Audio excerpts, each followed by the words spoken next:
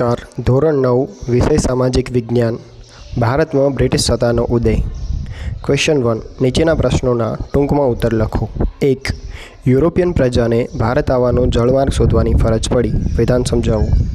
પ્રાચીન સમયથી ભારત તેના આર્થિક, સાંસ્કૃતિક અને આધ્યાત્મિક વારસાના કારણે સમગ્ર વિશ્વમાં એક અજોડ સ્થાન ધરાવે છે. ભારતના સાંસ્કૃતિક વારસા અને આર્થિક સમૃદ્ધિના કારણે વિશ્વના ઘણા દેશોની પ્રજા ભારતમાં આવી. ભારતના મરી મસાલા, તેજાના, મલમલ, રેશમી કાપડ વગેરે યુરોપના દેશોમાં ખૂબ જ માંગ હતી. ભારત અને યુરોપ વચ્ચે વ્યાપાર જમીન માર્ગે તેમજ જળ માર્ગે થતો અને આ માર્ગના કેન્દ્ર સ્થાને તુર્કમેનિસ્તાનમાં આવેલું ઇસ્તંબુલ હતું. તુર્ક મુસ્લિમોએ કોન્સ્ટેન્ટિનોપલ જીતી લીધું. આથી યુરોપવાસીઓ માટે કોન્સ્ટેન્ટિનોપલ થઈ ભારત આવવાનો જળમાર્ગ બંધ થઈ ગયો. યુરોપવાસીઓને મરી મસાલા વગર ચાલે તેમ ન હતું. આથી નવો જળમાર્ગ શોધવાની શરૂઆત ઊભી થઈ. બીજું, ડેલહાઉસીએ કયા કયા સુધારા કાર્યો કર્યા? ભારતના ગવર્નર જનરલ તરીકે ડેલહાઉસી આવ્યો. તે ઉગ્ર સામ્રાજ્યવાદી માનસ ધરાવતો હતો. તેમણે સામ્રાજ્યવાદી નીતિને પોષવા અને કંપનીઓનો રાજ્ય વિસ્તાર વધારવા જીત જપ્તી અને ખાલસા નીતિ અપનાવી. ડેલહાઉસી સામ્રાજ્યવાદીની સાથે સુધારાવાદી પણ હતો. તેના સમયમાં ભારતમાં પ્રથમ રેલવે, ભારત ઇંગ્લેન્ડ, તાર વ્યવહાર, જાહેર બાંધકામ ખાતાની સ્થાપના, અંગ્રેજી કેળવણીની વ્યવસ્થા વગેરેની શરૂઆત થઈ. વિધવા પુનર્વિવાહ અને બાળ લગ્ન પ્રતિબંધક ધારા તેના સમયમાં પસાર થયા.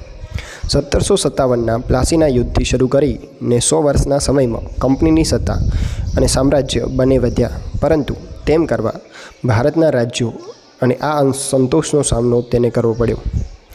અને આ અસંતોષ અંતે 1857ના ભારતના પ્રથમ સ્વાતંત્ર્ય સંગ્રામ સ્વરૂપે બહાર આવ્યો. 3. વેલેસ્લીની સહાયકારી યોજનાની મુખ્ય શરતો કઈ કઈ હતી? વેલેસ્લીની સહાયકારી યોજનાની મુખ્ય શરતો નીચે મુજબ છે. કંપનીની પરવાનગી વિના રાજ્ય અન્ય રાજ્ય સાથે યુદ્ધ કે સંધિ નહીં કરી શકે. કંપની સરકાર તાલીમ પામેલું સૈન્ય યોજના સ્વીકારીના રાજ્યને આપશે. આ સૈન્ય રાજ્યના આંતરિક અને બાહ્ય આક્રમણથી રાજ્યનું રક્ષણ કરશે.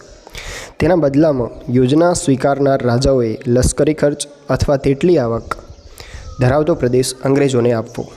રાજ્યના દરબારમાં એક અંગ્રેજ પ્રતિનિધિ રાખવો. અન્ય વિદેશીને પોતાના રાજ્યમાં નોકરીએ રાખવો નહીં. 4. ડેલહાઉસીએ ખાલસા નીતિ અંતર્ગત કયા કયા રાજ્યો ખાલસા કર્યા? તો ગવર્નર જનરલ ડેલહાઉસીએ ભારતમાં ખાલસા નીતિ અમલમાં લાવ્યા. કંપનીનો રાજ્ય વિસ્તાર વધારવા જીત જપ્તી અને ખાલસા નીતિ અપનાવી. યુદ્ધ દ્વારા તેણે પંજાબ ખાલસા કર્યું.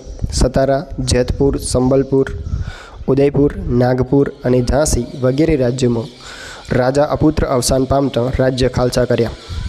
રાજ્યમાં ગેરવહીવટના લીધે અવધને ખાલસા કર્યું. નિઝામનો બરાડ પ્રાંત કરજની ઉઘરાણી વડે ખાલસા કર્યો.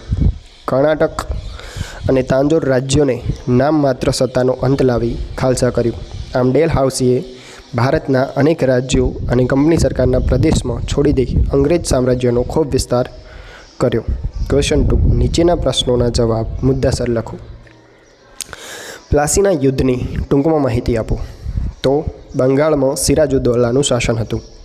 તેના ઉતાવળિયા સ્વભાવને કારણે રાજ્યમાં તેના કેટલાક વિરોધીઓ હતા. આ સમયમાં બ્રિટિશ ઈસ્ટ ઇન્ડિયા કંપનીએ નવાબની પરવાનગી લીધા વિના કોલકાતામાં રક્ષણના બહાને વેપારી કોઠીને ફરતે કિલ્લેબંધી કરી. પરંતુ નવાબ સિરાજઉદ્દૌલાએ કિલ્લેબંધી તોડી પાડી. આ સમાચાર મદ્રાસ પહોંચતા કોલકાતાની કોઠીને સહાય કરવા રોબર્ટ ક્લાઇવની આગેવાની નીચે કંપનીનું એક નાનકડું સૈન્ય બંગાળ આવ્યું. ઈસ્ટ ઇન્ડિયા કંપનીનું સૈન્ય શક્તિશાળી હોવા છતાં નવાબના સૈન્યને પરાજય આપવાનો સરળ ન લાગતા રોબર્ટ ક્લાઇવે દગાખોરીનો આશરો લીધો. નવાબને પરાજય આપવા ષડયંત્ર ઘડી કાઢવામાં આવ્યું, જેમાં મિર્જાફર, શેઠ અમીચંદને કાવતરામાં સામેલ કર્યા અને કંપનીએ નવાબ કનડગત કરે છે એવા બહાના નીચે પ્લાસી નામના ગામ પાસે મેદાનમાં યુદ્ધ જાહેર કર્યું. પ્લાસીનું યુદ્ધ 23 જૂન 1757ના રોજ લડાયું. પ્લાસીનું મેદાન મુર્શિદાબાદથી આશરે 38 કિલોમીટરના અંતરે આવેલું છે. પૂર્વ યોજના અનુસાર મિર્જાફર યુદ્ધમાં નિષ્ફળ રહ્યો. સિરાજુદ્દૌલા હારી ગયો. ક્લાઇવના કાવતરાથી પ્લાસીનું યુદ્ધ માત્ર અડધા દિવસમાં જ પૂરું થયું. આ યુદ્ધથી ઈસ્ટ ઇન્ડિયા કંપનીને 24 પરગણાની જાગર મળી.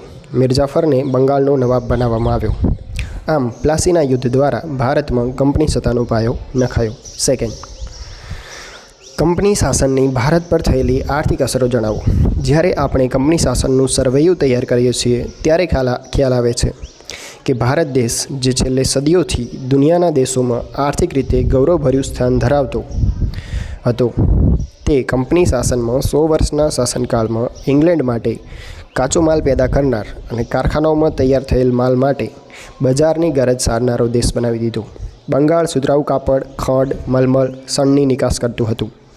પરંતુ દ્વિમુખી શાસન પદ્ધતિ બાદ બંગાળની આર્થિક ચમક ઝાંખી પડી ગઈ. કંપનીની અન્યાયી મહેસૂલી નીતિથી ભારતનો ખેડૂત પાયમાલ અને દેવાદાર બન્યો. અંગ્રેજ સરકારે ઇંગ્લેન્ડના ઉદ્યોગોને વિકસાવવા ભારતના કાપડ ઉદ્યોગ પર અન્યાયી જકાત નાખી. ભારતના હુન્નર ઉદ્યોગોને કચડી નાખવા વિવિધ અયોગ્ય રીતરસમ અપનાવી, જેથી ભારતના ઉદ્યોગ ધંધા પડી ભાંગ્યા. ભારતનો કારીગર ગરીબ અને બેરોજગાર બન્યો. કંપનીના વ્યાપારીઓ ખાનગી વ્યાપાર કરી બંગાળના કારીગરો પાસે ટૂંકી મુદતમાં ચોક્કસ જથ્થામાં કાપડ વીણીને પૂરું પાડવાનો કોન્ટ્રાક્ટ લખાવી લેતા અને કારીગર જો ઇનકાર કરે તો તેને ફટકા મારવાની કે જેલની સજા થતી. ઈસ્ટ ઇન્ડિયા કંપનીના શાસનકાળમાં ભારતમાં મુંબઈ થાણા વચ્ચે પ્રથમ રેલવે, મુંબઈ, મદ્રાસ, કોલકાતા જેવા મહાબંદરોનો વિકાસ, ઇંગ્લેન્ડ ભારત વચ્ચે આગબોટની સેવા પણ શરૂ થઈ. કંપનીના આગમન પહેલાં ભારતના ગામડા સ્વાવલંબી અને સમૃદ્ધ હતા, જે અંગ્રેજોના શાસનની અસરથી ગરીબ અને પરાધીન બન્યા. થર્ડ, કંપની શાસનની ભારત પર થયેલી સામાજિક અસરો. તો બ્રિટિશ વહીવટ દરમિયાન વર્તમાનપત્રોના વિકાસની ભારતીય પ્રજામાં વિચાર, વાણી, સ્વતંત્રની ભાવના વિકસી. એ સમય દરમિયાન ભારતીય સમાજમાં કેટલાક પ્રદેશોમાં કુરિવાજો જોવા મળતા હતા, જેમાં સતી પ્રથા, દૂધ પીતી કરવાનો રિવાજ, બાળ લગ્ન વગેરે. અંગ્રેજોના સંપર્કથી રાજા રામ મોહન રાય, દુર્ગારામ મહેતા, બહેરામજી મલબારી વગેરેએ કુરિવાજોને દૂર કરવા કાયદા કરાવ્યા. ભારતમાં વહીવટી માળખાનું અંગ્રેજીકરણ થતાં અંગ્રેજી જાણનારા લોકોની જરૂર ઊભી થઈ.